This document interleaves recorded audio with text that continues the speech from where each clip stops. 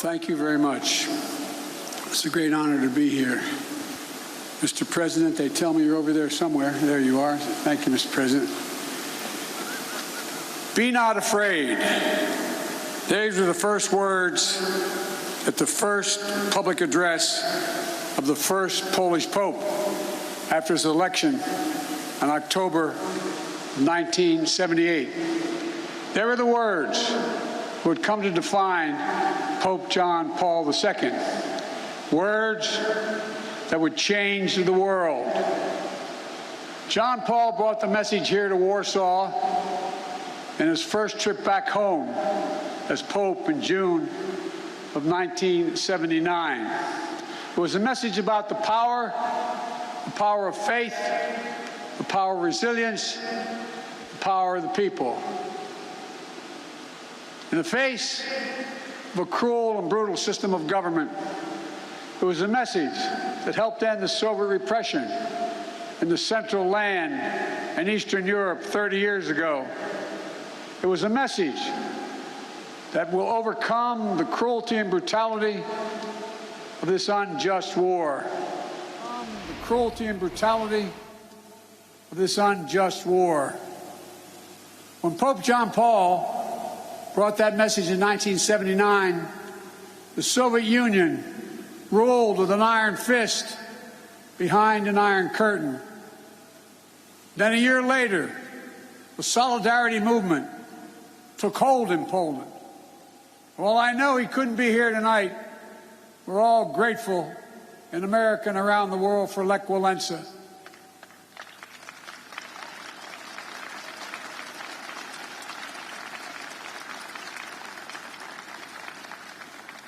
Reminds me of that phrase of philosopher Kierkegaard: faith sees best in the dark. And they were dark moments. 10 years later, the Soviet Union collapsed, and Poland and Central and Eastern Europe would soon be free. Nothing about that battle for freedom was simple or easy. It was a long, painful slog, fought over not days and months, but years and decades. But we emerged anew in the great battle for freedom, a battle between democracy and autocracy, between liberty and repression, between a rules-based order and one governed by brute force. In this battle, we need to be clear-eyed. This battle will not be won in days or months either. We need to steel ourselves for the long fight ahead. Mr. President, Mr. Prime Minister, Mr. Mayor, members of the Parliament, distinguished guests, and the people of Poland, and I suspect some people of Ukraine that are here.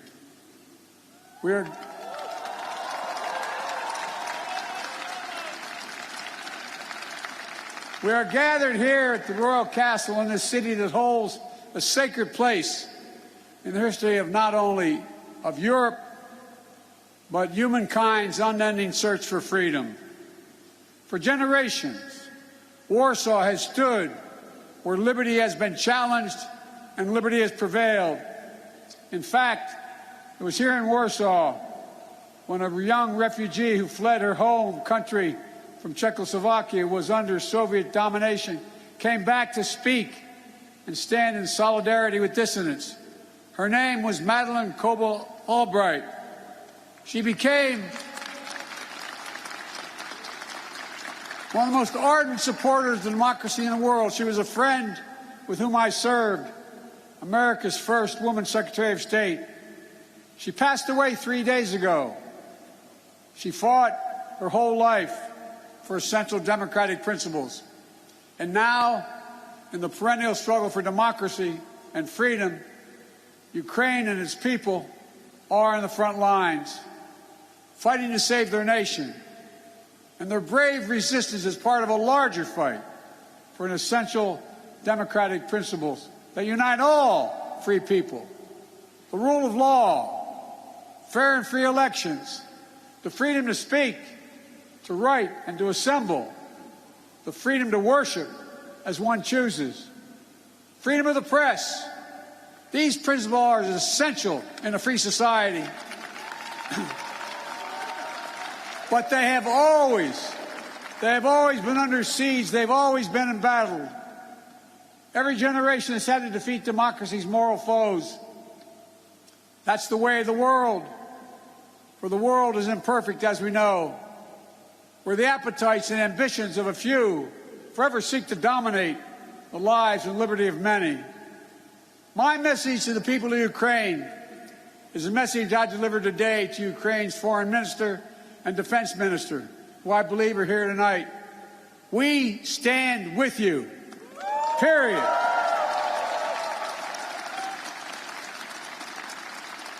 Today's fighting Kyiv and Melitopol and Kharkiv are the latest battle in a long struggle. Hungary, 1956. Poland, 1956, and then again, 1981. Czechoslovakia, 1968. Soviet tanks crushed democratic uprisings. But the resistance continued until finally, in 1989, the Berlin Wall and all the walls of Soviet domination, they fell. They fell. And the people prevailed. But the battle for democracy could not conclude and did not conclude with the end of the Cold War. Over the last 30 years, the forces of autocracy have revived all across the globe. Its hallmarks are familiar ones: contempt for the rule of law, contempt for democratic freedom, contempt for the truth itself. Today, Russia has strangled democracy, has sought to do so elsewhere, not only in its homeland. Under false claims of ethnic solidarity, it has invalidated neighboring nations. Putin has the gall to say he's denazifying Ukraine. It's a lie. It's just cynical. He knows that. And it's also obscene. President Zelensky was democratically elected. He's Jewish. His father's family was wiped out in the Nazi Holocaust. And Putin has the audacity, like all our autocrats before him, to believe that might will make right. In my own country, a former president named Abraham Lincoln voiced the opposing spirit to save our union in the midst of a civil war. He said, "Let us have faith that right makes might." Right makes might. Today, let us have that faith again. Let us resolve to put the strength of democracies into action to thwart the designs of autocracy. Let us remember that the test of this moment is the test of all time. The Kremlin wants to portray NATO enlargement as an imperial project aimed at destabilizing Russia. Nothing is further from the truth. NATO is a defensive alliance. It has never sought the demise of Russia. In the lead up to the current crisis, the United States and NATO worked for months to engage Russia to avert war. I met with them in person, talked to them many times on the phone. Time and again, we offered real diplomacy and concrete proposals to strengthen European security, enhance transparency, build confidence on all sides. But Putin and Russia met each of the proposals with disinterest in any negotiation, with lies and ultimatums. Russia was bent on violence from the start. I know not all of you believed me and us when we kept saying, they are going to cross the border, they are going to attack. Repeatedly, he asserted we had no interest in war, guaranteed he would not move. Repeatedly saying he would not invade Ukraine. Repeatedly saying Russian troops along the border were there for training, all 180,000 of them. There's simply no justification or provocation for Russia's choice of war. It's an example of one of the oldest human impulses, using brute force and disinformation to satisfy a craving for absolute power and control. It's nothing less than a direct challenge to the rule-based international order established since the end of World War II. And it threatens to return to decades of war that ravaged Europe before the international rule-based order was put in place. We cannot go back to that. We cannot. The gravity of the threat is why the response of the West has been so swift and so powerful and so unified, unprecedented and overwhelming. Swift and punishing cost are the only things that are going to get Russia to change its course. Within days of his invasion, the West has moved jointly with sanctions to damage Russia's economy.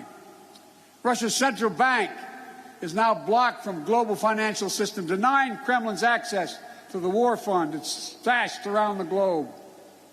We've aimed at the heart of Russia's economy by stopping the imports of Russian energy to the United States. To date, the United States has sanctioned 140 Russian oligarchs and their family members, seizing their ill-begotten gains, their yachts, their luxury apartments, their mansions. We've sanctioned more than 400 Russian government officials, including key architects of this war. These officials and oligarchs have reaped enormous benefit from the corruption connected to the Kremlin. And now they have to share in the pain. The private sector is acting as well. Over 400 private multinational companies have pulled out of doing business in Russia, left Russia completely, from oil companies to McDonald's. As a result of these unprecedented sanctions, the ruble almost is immediately reduced to rubble. The Russian economy, that's true, by the way, takes about 200 rubles to equal $1. The economy is on track to be cut in half in the coming years. It was ranked, Russia's economy was ranked the 11th biggest economy in the world before this invasion. It will soon not even rank among the top 20 in the world. Taken together, these economic sanctions are a new kind of economic statecraft with the power to inflict damage that rivals military might. These international sanctions are sapping Russian strength, its ability to replenish its military, and its ability to project power. And it is Putin, it is Vladimir Putin who is to blame, period. At the same time, alongside these economic sanctions, the Western world has come together to provide for the people of Ukraine with incredible levels of military, economic, humanitarian assistance. In the years before the invasion, we, America, had sent over $650 million before they crossed the border in weapons to Ukraine, including anti-air and anti-armor equipment. Since the invasion, America has committed another $1.35 billion in weapons and ammunition. And thanks to the courage and bravery of the Ukrainian people, the equipment we've sent and our colleagues have sent have been used to devastating effect to defend Ukrainian land and airspace. Our allies and partners have stepped up as well. But as I've made clear, American forces are in Europe, not in Europe, to engage in conflict with Russian forces. American forces are here to defend NATO allies. Yesterday I met with the troops that are serving alongside our Polish allies to bolster NATO's frontline defenses. The reason we want to make clear is their movement on Ukraine don't even think about moving on one single inch of NATO territory. We have sacred obligation. We have a sacred obligation under Article 5 to defend each and every inch of NATO territory with the full force of our collective power.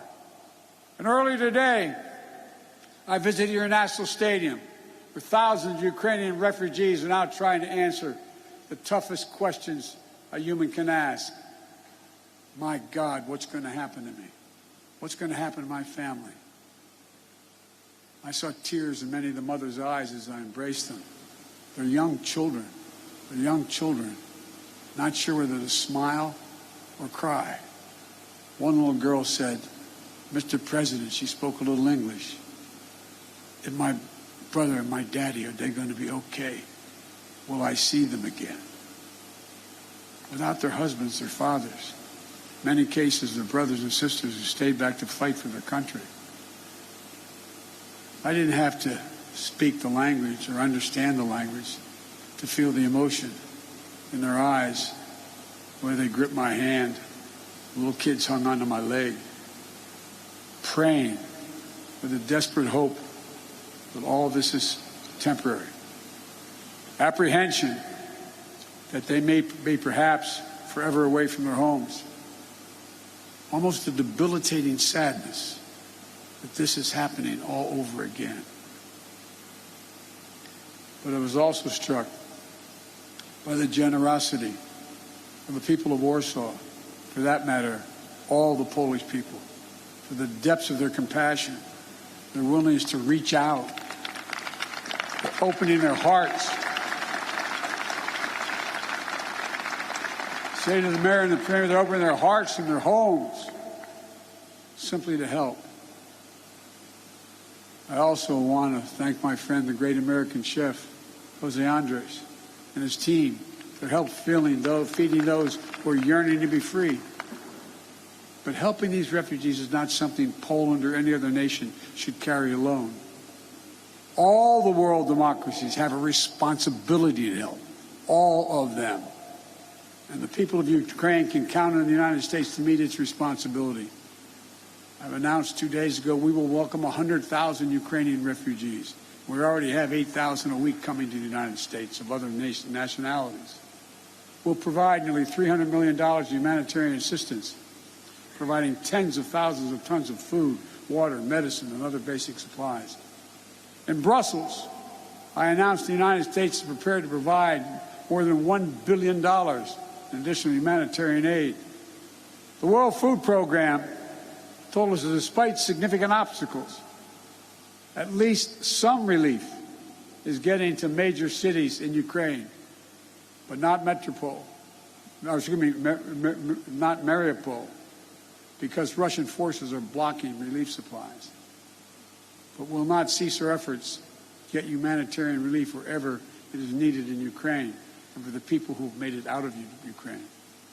Notwithstanding the brutality of Vladimir Putin, let there be no doubt that this war has already been a strategic failure for Russia already.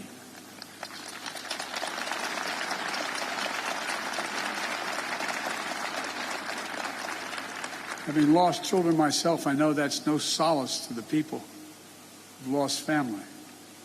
But he, Putin, thought Ukrainians would roll over and not fight. Not much of a student of history. Instead, Russian forces have met their match with brave and stiff Ukrainian resistance.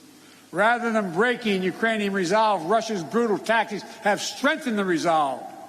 Rather than driving NATO apart, the West is now stronger and more united than it has ever been. Russia wanted less of a NATO presence on his border, but now he has a stronger presence, a larger presence, with over 100,000 American troops here, along with all the other members of NATO. In fact, Russia has managed to cause something I'm sure he never intended. The democracies of the world are revitalized with purpose and unity found in months that we'd once taken years to accomplish. It's not only Russia's actions in Ukraine that are reminding us of democracy's blessing. It's our own country, his own country, the Kremlin. It's jailing protesters. 200,000 people have allegedly already left. There's a brain drain leaving Russia, shutting down independent news. State media is all propaganda, blocking the image of civilian targets, mass graves, starvation tactics of the Russian forces in Ukraine. Is there any wonder, as I said, that 200,000 Russians have all left their country in 1 month? A remarkable brain drain in such a short period of time. Which brings me to my message to the Russian people. I've worked with Russian leaders for decades. I sat across the negotiating table going all the way back to Soviet Premier Alexei Kosygin to talk arms control at the height of the Cold War. I've always spoken directly and honestly to you, the Russian people. Let me say this, if you're able to listen. You, the Russian people, are not our enemy. I refuse to believe that you welcome the killing of innocent children and grandparents, or that you accept hospitals, schools, maternity wards, and for God's sake, being pummeled with Russian missiles and bombs, or cities being surrounded so that civilians cannot flee, supplies cut off, and attempting to starve Ukrainians into submission. Millions of families are being driven from their homes, including half of all Ukraine's children. These are not the actions of a great nation. Of all people, you, the Russian people, as well as all people across Europe, still have the memory of being in a similar situation in the late 30s and 40s. Situation in World War II, still fresh in the minds of many grandparents in the region. Whatever your generation experienced, whether it experienced the siege of Leningrad or heard about it from your parents and grandparents, train stations overflowing with terrified families fleeing their homes, nights sheltering in basements and cellars, mornings sitting through the rubble in your homes. These are not memories of the past, not anymore, because it's exactly what the Russian army is doing in Ukraine right now. March 26, 2022, just days before we're at the 21st, you were a 21st century nation with hopes and dreams that people all over the world have for themselves and their family. Now, Vladimir Putin's aggression have cut you, the Russian people, off from the rest of the world. And it's taking Russia back to the 19th century. This is not who you are. This is not the future you deserve for your families and your children. I'm telling you the truth. This war is not worthy of you, the Russian people. Putin can and must end this war. The American people will stand with you and the brave citizens of Ukraine who want peace. My message to the rest of Europe, this new battle for freedom has already made a few things crystal clear. First, Europe must end its dependence on Russian fossil fuels, and we, the United States, will help.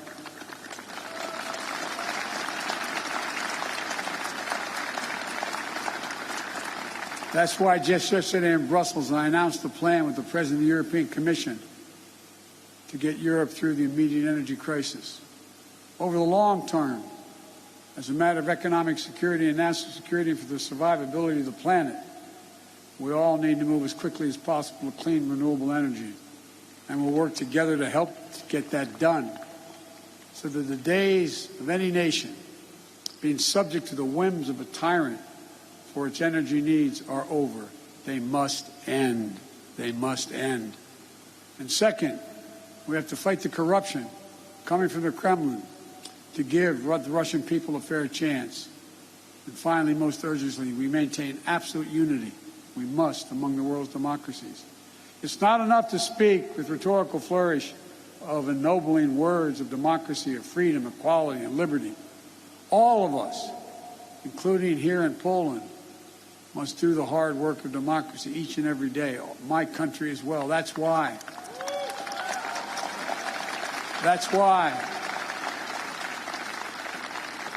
I came to Europe again this week with a clear and determined message for NATO, for the G7, for the European Union, for all freedom-loving nations. We must commit now to be in this fight for the long haul. We must remain unified today and tomorrow and the day after, and for the years and decades to come. It will not be easy.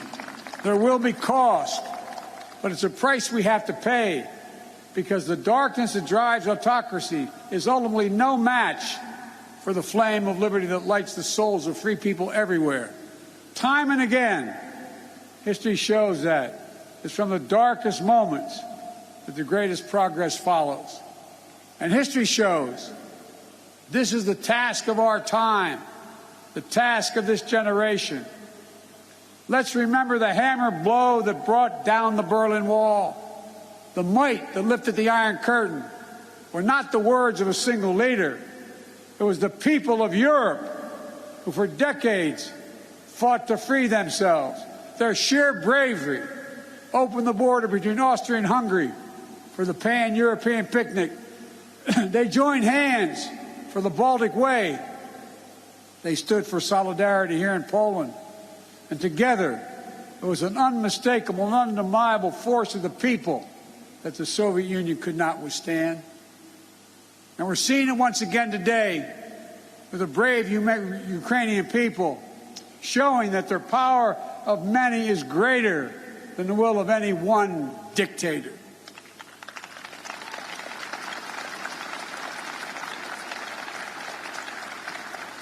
So in this hour, let the words of Pope John Paul burn as brightly today.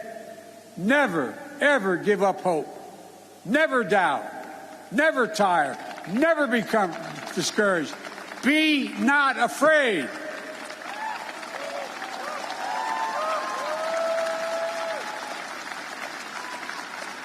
A dictator bent on rebuilding an empire will never erase a people's love for liberty. Brutality will never grind down their will to be free. Ukraine will never be a victory for Russia, for free people refused to live in a world of hopelessness and darkness. We will have a different future, a brighter future, rooted in democracy and principles, hope and light, of decency and dignity, of freedom and possibilities. For God's sake, this man cannot remain in power. God bless you all, and may God defend our freedom, and may God protect our troops. Thank you for your patience.